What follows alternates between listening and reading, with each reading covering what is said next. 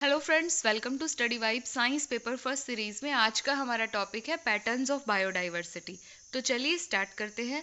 The diversity of species is not uniform through out the world, यानी संसार में जातियों की जो विभिन्नता है वो हर जगह समान नहीं है। कहीं पे तो जातियों का नंबर बहुत अधिक है और कहीं पे ये जो स्पीसीज का नंबर है वो बहुत ही कम पाया जाता है। इसको समझने के लिए मेनली हम दो तरीके इस्तेमाल करते हैं, जैसा कि आपकी एनसीईआरटी में भी दिया गया है। तो पहला मेथड है लैटिट्यूडनल ग्रेडियंट और सेकंड है स्पीसीज एरिया रिलेशन। तो चलिए सबसे पहले लैटिट्यूडनल ग्रेडियंट को डिस्कस करेंगे। तो जैसा कि इसके नाम से ही क्लियर हो रहा है कि ये पृथ्वी पर उपस्थित लैटिट्यूड्स जो कि इमेजिनरी लाइंस हैं उन पर बेस्ड है। तो सबसे पहले यहाँ पे इसको आप इमेजिन कर सकते हो बिल्कुल अपनी अर्थ की तरह।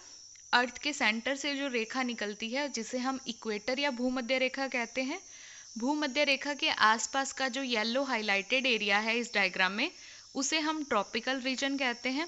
ट्रॉपिकल रीजन के जस्ट ऊपर और जस्ट नीचे टेम्परेट रीजन है और पोल्स के टुवार्ड जहां हमारा नॉर्थ पोल और साउथ पोल लोकेटेड होता है उस एरिया को हम पोलर रीजन के नाम से जानते हैं। अब हम बात करेंगे इनके कुछ कैरेक्टर्स की। तो चलिए स्टार्ट करते हैं। Tropics harbour more species than temperate और polar areas.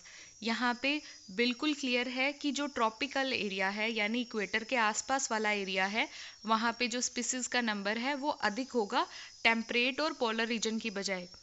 Species diversity decreases as we move away from the equator, यानी जब हम भूमध्य रेखा से ध्रुवों की तरफ जाते हैं तो स्पीसीज विविधता जो है वो कम होती जाती है।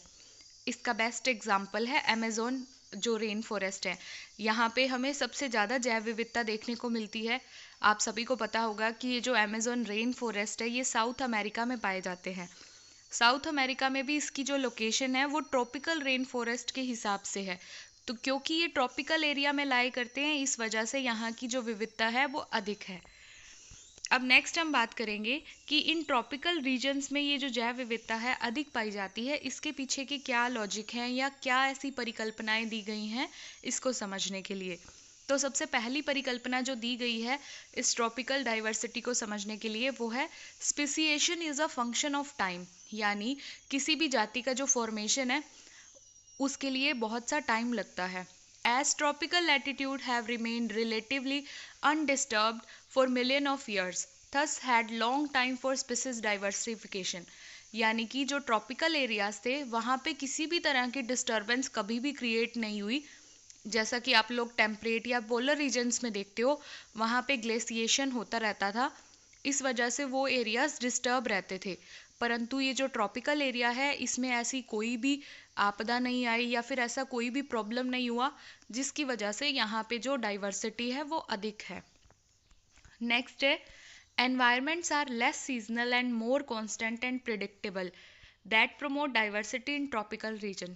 क्योंकि ये जो ट्रॉपिकल एरियाज है यहाँ पे एनवायरनमेंट को आप प्रिडिक्ट कर सकते हो, यानी यहाँ अनुमान लगाया जा सकता है और यहाँ पे जो मौसम है वो बहुत ही कम बदलते हैं।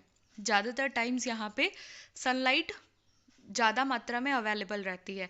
जैसा कि हमारे थर्ड पॉइंट में भी डिस्कस किया गया है, there is a more solar energy available in tropics that contribute to higher productivity, यानी यहाँ पे सूरज की जो मात्रा है या एनर्जी जो है वो ज़्यादा मिलती है, इसलिए यहाँ के ऑर्गेनिजम्स की जो उत्पादकता है वो बहुत ज़्यादा हाई है। अब हम सेकेंड टाइप पढ़ेंगे जो कि है species area relation. Species area relation को समझने के लिए एक साइंटिस्ट थे जिनका नाम है अलेक्जेंडर वॉन हेम्बोल्ट। इन्होंने क्या ऑब्जर्व किया कि अगर हम किसी एरिया का क्षेत्रफल बढ़ाते जाते हैं, यानी खोज किया हुआ एरिया अगर हम बढ़ाते जाएंगे तो जो स्पीसीज का नंबर है वो भी बढ़ता जाएगा, परंतु एक निश्चित सीमा तक। अब देखो इसका एक कमेंट है, for angiosperm fresh water fishes and birds the relationship between species richness and area follows a specific pattern. अगर हम नॉर्मली इन जीवों के अंदर और एरिया के अंदर संबंध देखते हैं तो एक हाइपरबोला हमें प्राप्त होता है, जैसा कि आप इस ग्राफ में कर्व्ड लाइन के हिसाब से आप समझ सकते हो। ये कर्व्ड लाइन क्या दर्शा रही है कि रेक्टेंगुलर हाइपरबोला का संबंध है, यानी स्पीसीज रिचनेस इस प्रकार बढ़ती है कि अगर हम क्षेत्रफल को बढ़ाएंगे तो स्पीसीज रिचनेस एक पॉइंट तक तो बढ़ेगी, उसके बाद ये धीरे धीरे लिमिट होती जाएगी या सीमित होती जाएगी। नेक्स्ट है on logarithm scale the relation becomes a straight line. अगर हम इसको लॉग स्केल पर पढ़ते हैं तो ये रिलेशन हमें स्ट्रेट लाइन प्राप्त होता है। इसको आप एक इक्वेशन से भी समझ सकते हो जो कि है log s is equal to log c plus z log a।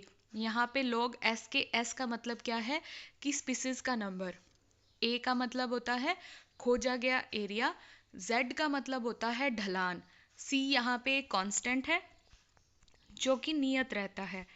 अब इस पूरे संबंध से हमने कुछ ऑब्जर्वेशन यानी साइंटिस्ट ने कुछ अवलोकन प्राप्त किए थे। इन अवलोकनों के आधार पर in smaller region species richness increases gradually with area, यानी कि जो छोटे एरियाज होते हैं वहाँ पे जातियों की समृद्धि बहुत ही धीरे धीरे बढ़ती है। फिर in large area the value of Z is higher, जो बड़े एरियाज हैं लाइक कॉन्टिनेंट्स, वहाँ पे जेड का जो वैल्यू होता है यानी स्लोप का वैल्यू जो होता है वो बहुत ही हाई होता है। और species richness increases more sharply with area, यानी जैसे जैसे हम डिस्कवर्ड एरिया को बढ़ाते जाएंगे वैसे वैसे जातियों की समृद्धि भी बढ़ती जाएगी। आई होप आपको मेरा वीडियो अच्छा लगा होगा, so please like share and subscribe and thanks for watching.